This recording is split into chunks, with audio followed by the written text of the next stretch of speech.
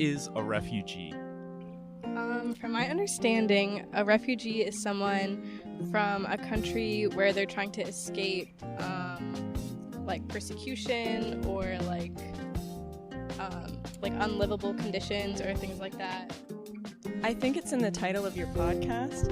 It's a displaced person seeking refuge. You're listening to Seeking Refuge, a podcast sharing the human stories of refugees. Welcome back, everyone. Today we're doing something a little bit different. We're asking and answering questions with our fellow students at the University of South Carolina. Last December, our team decided to talk to some fellow students on campus and see how much they knew about refugees, and let them ask us some questions as well. This episode is a compilation of these interactions with some helpful context added in to give more answers. We want to warn you in advance that there will be some background noise, but it's just the hum of an active college campus. We were on Green Street, which, if you aren't a USC student or alum, is the street right outside our student union, where tons of fun gatherings happen on campus. The day we were tabling, there was even another student group next to us selling mango lassis to raise money for refugees in Colombia. You might be able to hear them if you listen hard enough. I can confirm personally that they were tasty. Several of our team members participated in setting up and helping with the interviews, and you will hear the voices of Esha, Claire, Anusha, and Patrick as we go. As always, I'm your host, Aidan Thomason.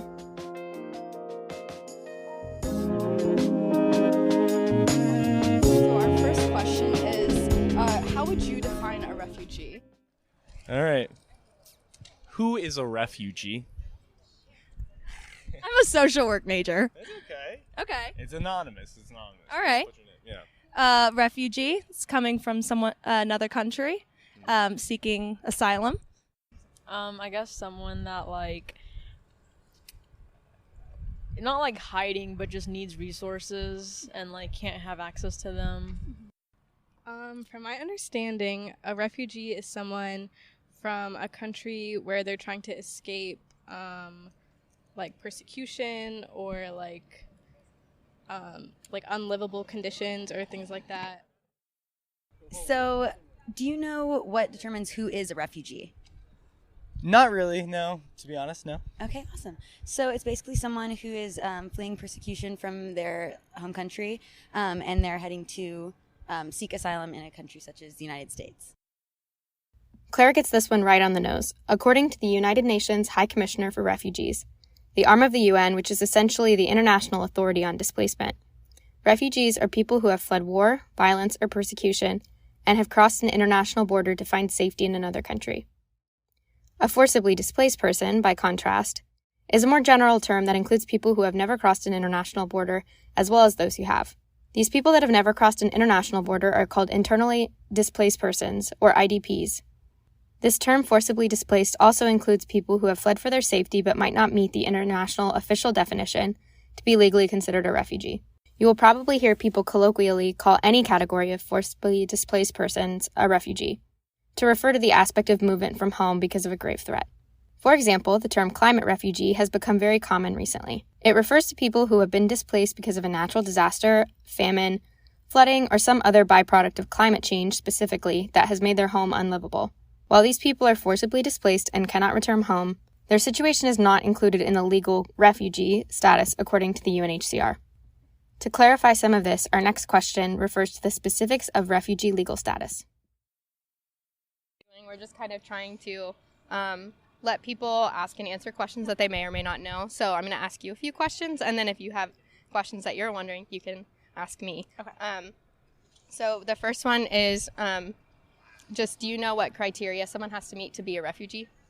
I believe they have to be leaving an unsafe environment, but that I could be totally wrong on that. Yeah, no, you're right. It's basically someone's leaving an unsafe environment due to war or persecution because of their political identity, their religious identity, their gender identity, or something else like that. Okay. Do you know the UNHCR's criteria? I do not. I don't. Okay, Ethan. Who do you think a refugee is? Do you know the UNHCR's criteria for a refugee? No, I don't listen to lists made by the UN. But I do think it's someone who has been displaced. Don't you have to be fleeing from violence and you're displaced from home? Yeah, basically. So you have to have a well-founded fear of persecution. That could be religious, political, gender, anything like that. I know that to be a refugee, you have to be like kind of displaced by war or some serious circumstance. What those circumstances are, I'm not like 100% clear on, but I know it has to be something like really serious. Yeah. Basically, someone has to have a well-founded fear of persecution, is like the UNHCR's language, based on like political identity, religious identity, gender identity, belonging to a certain ethnic group, things like that, or they could be a victim of war as well. And also, I know you have like 4 minutes to get to class, but do you know the like criteria for becoming or being identified or categorized as a refugee? If you are forced out of your home country because of some situation that popped up. So that is true, but you also have to register with the UNHCR. Oh. Yeah. So thank you so much for answering our questions. Go run to class. Thank you. UNHCR's criteria for determining refugee status refers to the legal or administrative process in which governments or the UNHCR decide whether a person who is seeking international protection is considered a refugee. To fit into this category, one must have a, quote, well-founded fear of being persecuted for reasons of race, religion, nationality, membership in a particular social group, or political opinion. This definition was laid out in the 1951 UN Refugee Convention, which defined refugee status for the international sphere after World War II, and it continues today. This status can also be applied to those who are already outside of their country of origin and are unable to return there due to, quote, serious and indiscriminate threats to life, physical integrity, or freedom resulting from generalized violence and events seriously disturbing public order, unquote. This definition does not always fit everyone who is fleeing home, so there are a few other legal categories for forcibly displaced persons. I'll ask a follow-up if that's all right with you. Go ahead. What are the differences between a refugee, an asylum seeker, and a migrant? Okay. All right. Refugee, asylum seeker. Asylum seeker is coming. It's an immediate person coming needing, I'm guessing the U.S.'s help. Immigrant, someone coming from a country looking for economic prosperity. And refugee, I don't know the difference between refugee and asylum seeker. I think a migrant voluntarily chooses to leave their country, and the other two, an asylum seeker and a refugee. Yep. I feel like there probably is some overlap. I don't know the exact differences, but I'm guessing maybe an asylum seeker is more... No, I don't know, actually. I feel like, to me, when I hear the two, they sound the same. Okay, I think a migrant is someone who just like has no permanent home and just kind of keeps wandering from place to place, and a refugee kind of like stays in the area, I guess. I only know what an asylum seeker is. Kind of, but honestly, yeah, in my mind, they do get kind of clumped together a lot. I know that, well, you know what? I guess not. It's not so clear in my mind. No. Do you know the difference between a refugee and an asylum seeker? A refugee is looking to like start a new life, right? And get residency, or no? I don't know. Yeah. So refugees are, well, actually both are. Okay. So refugees are looking, refugees have registered with the UNHCR to say that they can't return home, need to go somewhere else. And then an asylum seeker is petitioning a government saying, I want to live here and I can't live home and here's why. Okay. Do you think you know the difference between a refugee, an asylum seeker, and a migrant? I actually do know this one. You know, Okay. I don't. I imagine like a migrant, you know, a refugee could be a migrant, but a migrant, it's like a square is a rectangle, but a rectangle isn't a square. You know, it's that kind of thing. And an asylum seeker, I don't know the difference between a refugee and an asylum seeker, but one seeks asylum and one seeks refuge, I imagine. So, the main difference is like a refugee is recognized by the UNHCR for being displaced from their home country, whereas like an asylum seeker is waiting for that recognition. Oh, okay. Oftentimes. And do you think, in your opinion, a lot of college students know these differences here in our campus? You know, I mean, I think we all know the answer to that question, which is, of course, not. Thank you, Ethan. That's all. This rectangle and square analogy here is actually perfect for this question. A migrant is a catch-all term for anyone who moves for any reason, whether conflict-related or not. Migrants can be people who move for economic reasons, refugees, or someone who is forced to flee but doesn't necessarily fit neatly into one legal category. Like, for example, many displaced Venezuelans who are fleeing disease or food insecurity caused by the government, but not direct government persecution. It can be confusing to understand the difference between a refugee and an asylum seeker. One thing that makes it easy to differentiate is to remember that the term refugee is a legal status that is granted to someone by the United Nations after they have been vetted and provided proper documentation. An asylum seeker is someone who is fleeing their home country to seek refuge in a different one, but their claims have not been decided by the UN. An asylum seeker is someone who is fleeing their home country to seek refuge in a different one, but their claims have not been decided by the UN. And sometimes the categories that asylum seekers can use to seek refuge are a little more flexible than the refugee definition. For example, people sometimes are able to seek asylum due to domestic violence in their home country. In other words, not every asylum seeker will be recognized as a refugee, but every refugee was initially an asylum seeker, and both are migrants. Do you if you're not in the country, are you only an asylum seeker, or can you be an asylum seeker already in the country? That is a great question. I'm going to take I this. didn't know how to...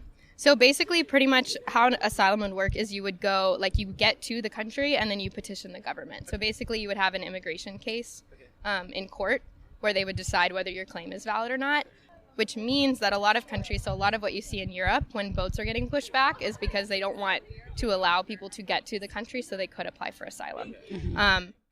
It is a human right to be able to go to any country and petition for asylum, but the U.S., for example, has the Remain in Mexico program, so they'll tell asylum seekers to stay across the border in Mexico, which is technically against international law, but it is something that countries still do. But you have to be in the country to apply for asylum. That's a great question. Yeah, that was. Next, we asked students which refugee crises they were aware of around the world. Yeah, so what refugee crisis are you aware of right now? I know in Burma, I have heard of, I think they're called, the Karen people. I don't know exactly what's going on, but I do know, from student organizations on campus, there's one called Gamecocks Aiding Refugees in the Carolinas. They help support, having protests at the State House for the Karen people.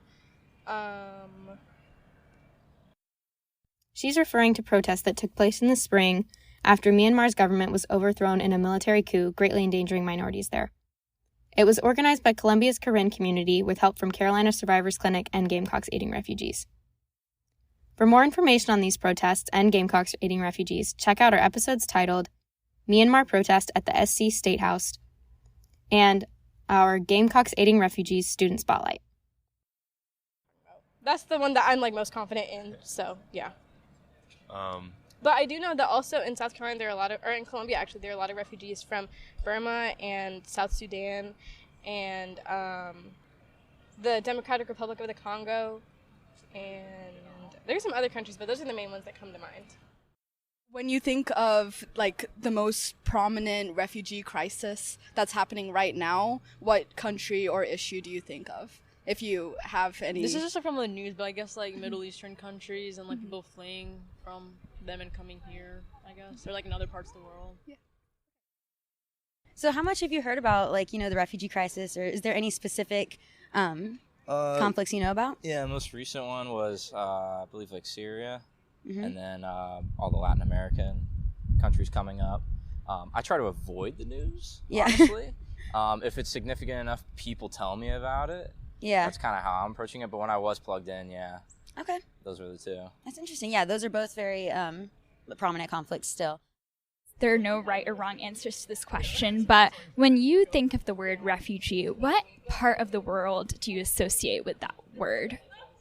kind of everywhere. You know, I feel like there's a lot of political turmoil or various other reasons why people would leave their home countries. So, yeah, everywhere, I guess. What's the I think picture of in your head? Middle East immediately is Mhm. what I think of. Other than that, just sub-Saharan Africa, maybe. Around the world, more than 2/3 of all refugees come from just 5 countries: Syria, Venezuela, Afghanistan, South Sudan, and Myanmar, according to Amnesty International. Refugees can come from anywhere, evidenced by the fact that these 5 countries span across 4 continents. In U.S. resettlement specifically, from 2010 to 2020, the top 5 nationalities of resettled refugees were Myanmar, Iraq, Bhutan, the Democratic Republic of the Congo, and Somalia. By next year, the influx of Afghan refugee will have pushed them to the top slot, as more than 75,000 have arrived since August, and the U.S. plans to resettle more this year. How many refugees did the U.S. settle this year in 2021? I have no idea. All right, great. Well, thank you. So if you could guess, how many refugees do you think the U.S. settled this year in 2021? Okay, Just make a hold on. guess. Let me get my brain juices flowing. I'm gonna say 8,952. Okay, cool. I love how Okay. specific that is. This one is actually pretty close. We only settled 11,411 refugees in the U.S. in 2021, falling short of the refugee admissions cap of 62,500. The cap for 2022 is set at 125,000, but many experts worry that refugee agencies will not have the infrastructure to resettle that many people. These agencies are mostly nonprofits, and they are currently suffering from growing pains after 4 years of slashed funding due to historically minuscule refugee caps, with the cap for 2020 being a mere 15,000, the smallest ever. It is important to note, however, that 11,411 is the lowest number of refugees ever resettled since the creation of the U.S. Refugee Resettlement Program itself in 1980, despite the cap of 62,000 not being the lowest cap in history. Thank you. Okay. You were kind of close. It was 11,445. Okay, So I was wondering, do you think South Carolina has like a relatively large refugee population? I'm going to say yes, because I was on Green Street and I went to Gamecock Sighting Refugees, and they told me how many refugees there are in Colombia. Do you remember that number? No. I do know there are refugees in Colombia. While I haven't met too many, I have met a few. Honestly, I don't even remember where I've met them. But, I have met a few people. I want to say I met somebody from Syria a few weeks ago. Mm-hmm. But, yeah, I haven't met too many refugees in Colombia, but I know that there is, like, at least somewhat of a refugee population in the city. I would feel like no. I don't know why. Just maybe like the location, I feel like wouldn't have a large refugee location, but I don't know. We don't have a high concentration compared to some other states like California and Texas and somewhere in the Midwest, but we actually do have a pretty big refugee population here in Colombia, and then in Greenville. There's resettlement agencies all around here. Do you know anything about refugees in South Carolina, or if we have many in Colombia? Well, I know we have a homeless problem in Colombia here. Mm-hmm. Besides the Native Americans we kicked out a long time ago, I don't know of any refugees here. Yeah, well, we actually have, recently I was doing research on it, we have about like 1,600 refugees, it's nearing 1,000, that are like placed here in Colombia. Okay. And we have like a smaller amount than other states, but we do have a pretty prominent refugee population, especially in bigger cities like Greenville. Yeah, I wouldn't imagine anyone would choose to come to South Carolina if they're a refugee. You know, they'd go to a bigger state or something, but Yeah. I guess it makes sense. Yeah. It's kind of based on where the nonprofits are located. So we Mhm. get some because we have Lutheran Services, which operates in South Carolina, but like bigger cities that have more will get more. And what's the organization here? Lutheran Services of South Okay. Carolina. Yeah. Or of the Carolinas. And I guess my final question is, do you know if there is a large refugee population in Colombia? I honestly, I wouldn't know. I would assume that there's probably some about anywhere you go, especially probably in more urban cities. I would assume there's probably more refugees, but I don't know any numbers at all. Yeah, okay. Well, I recently was actually doing research on this, and we have the most recent number was about like 1,600, so almost 2,000 refugees coming from different areas, mostly Democratic Republic of the Congo. There's refugees from Myanmar. Claire's right here. To be exact, 1,662 refugees have been resettled in Colombia since 2002, and more than 400 Afghan refugees will be arriving in the next few months. So is there any questions you have for us? I'm curious about those Democratic Republic of Congo and Myanmar. Where are they primarily seeking refuge from? Are you aware? So in the Congo, I actually interviewed a man who was coming from the Congo last year, and typically he was making his way through different. When you become a refugee, he had to go to different refugee camps throughout Africa, and then eventually made it to, I believe it was Senegal, I think like somewhere in northern Africa, before he got to come to the United States, and they ultimately flew him to, I think it was near Georgia. So yeah, that's usually how they would get here. So yeah. The episode Claire is referencing is her interview with Ephraim Bugumba, entitled "Music and Moving Forward" in our 3rd season. Also in our 3rd season are interviews with 2 Rohingya activists from Myanmar, Yasmin Ullah and Mohammed Rafiq. Next, we asked students how much they see refugee news as they go about their days. Do you feel like that there's a good amount of awareness about the refugee crisis? Do you feel like you see news stories about it, other students talking about it? I do see Instagram stories about refugee crisis. As for news, I don't keep up with the news that much, so I wouldn't be too sure about that. But yeah, I do see people posting about it. Yeah. Is there anything in particular you remember from seeing people post I about? have seen like the Tigray, I'm not sure how to pronounce it. Yeah. The Tigray crisis, and then also, what was it, the Palestine-Israeli conflict? Yeah. And there are refugees from that. But those are the only 2 I can think of. Gotcha. Do you feel informed about the refugee crisis? No, I do not. No. Do you think, I guess, where do you see the most about it and where do you see the least? So, like, do you see a lot of news stories about it, social media posts, or do you not see anything? Just because I'm a Spanish minor, a lot of what I study has to do with Latin America. So I would say I'm relatively well informed when it comes to what's happening at the border. But other than that, I wouldn't say I had anything more than general knowledge. Mm-hmm. Do you wish that the news covered more refugee crises, or we covered them in school more, or anything? Yeah, I definitely think it's important to know about, because a lot of people in the U.S. don't know what's going on. Mm-hmm. Okay, nice to meet you, Melissa. So I guess my first question for you is, how much do you see refugee-related news on the TV, on a news app, or wherever you get your news when from? I engage in news, I see refugee news in the media quite a lot, but I don't really, stay as up to date with news these days, I guess, just time and life. Mm-hmm. And would you say, do you think the average college student is really informed with refugee-related news, or okay? No. For those of you who, like some of these students, feel uninformed about the refugee crisis, we want to help. We try to publish a wide variety of episodes on many refugee-related topics and keep up with current events impacting refugees as well. We can't always be comprehensive, though, so you can always reach out to us on social media or by email with questions or requests for outside resources. I know I personally feel that the news does not cover refugee issues adequately, and before I started working on this show, I had a complete misunderstanding of what displacement looked like in the world. We hope our show allows you to learn alongside us as we listen to individuals who have lived through the experiences we see in the news. We also received some challenging questions from the students we interviewed. Here's what they were wondering. Are there any other questions you might have about refugees? Anything? I got no clue. Nothing? I guess pretty much how long do they stay here? Well, typically when they get here, they can apply for asylum.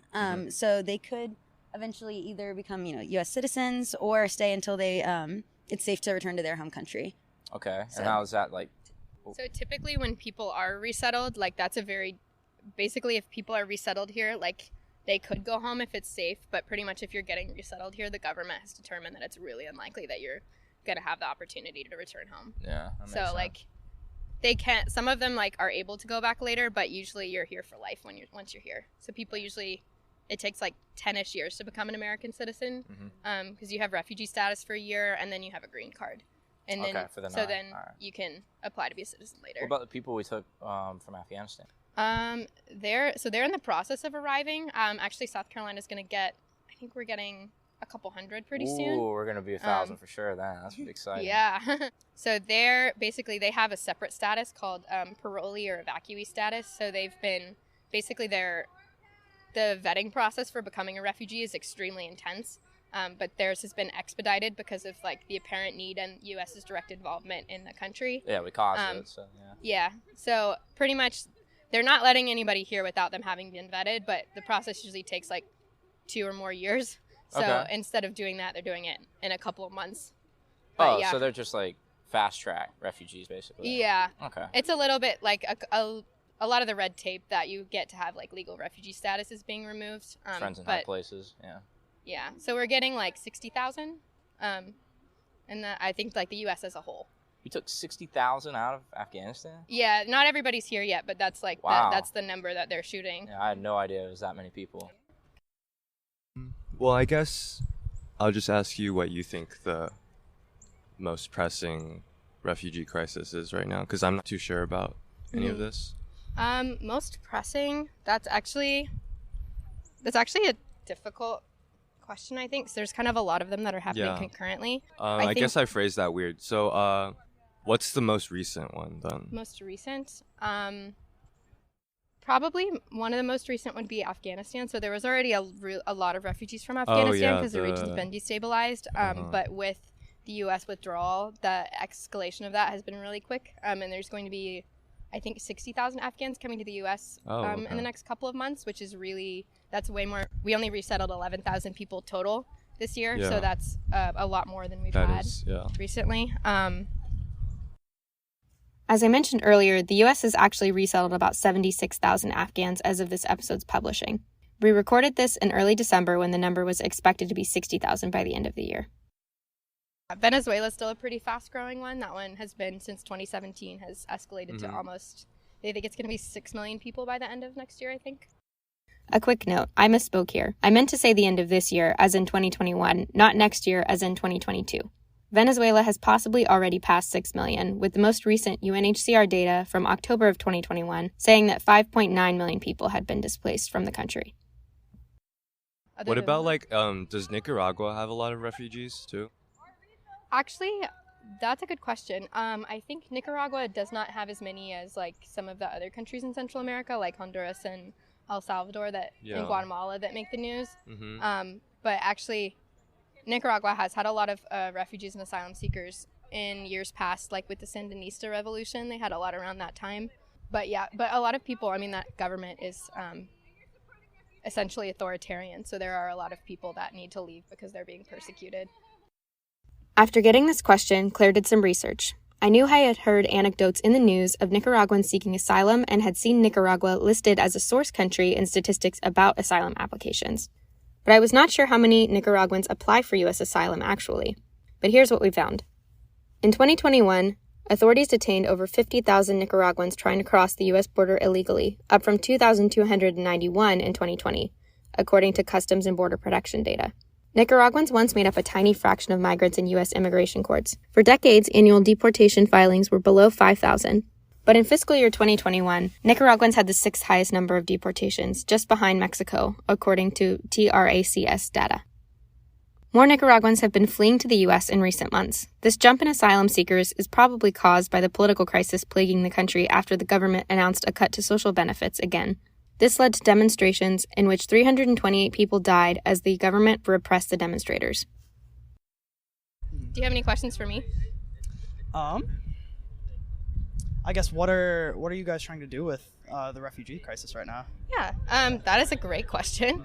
So basically, we are a podcast, so we're called Seeking Refuge. So we just interview refugees and refugee advocates. So we're kind of trying to share their story. So we're out today because one of our projects for next semesters, we're kind of trying to figure out what USC students know about the refugee crisis, what they want to know, and kind of make some of those connections between people that we've talked to and topics that students are interested in learning about. Okay, that's awesome. Yeah. Yeah. Cool. Thanks for talking to us. Yeah, thank you guys. Thanks.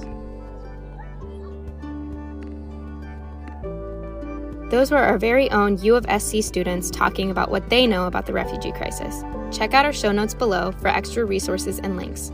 If we answered a question you had, or if you have another one you'd like to ask, let us know. You can follow and DM us on Instagram, Twitter, and Facebook at Refuge Podcast. You can also email us at seekingrefugepodcast@gmail.com. Send us your questions and thoughts. And don't forget to subscribe, rate, and review us wherever you listen to this episode. This season, we have some new things in the works, including a short season on the asylum and refuge landscape of Charlotte, North Carolina. If you don't know, Charlotte is home to one of the toughest asylum and immigration courts in the nation, and we are going to find out why. Let us know if there's anything else you want us to cover this year. We hope to hear from you. As always, thank you so much for listening, and we'll see you in the next one.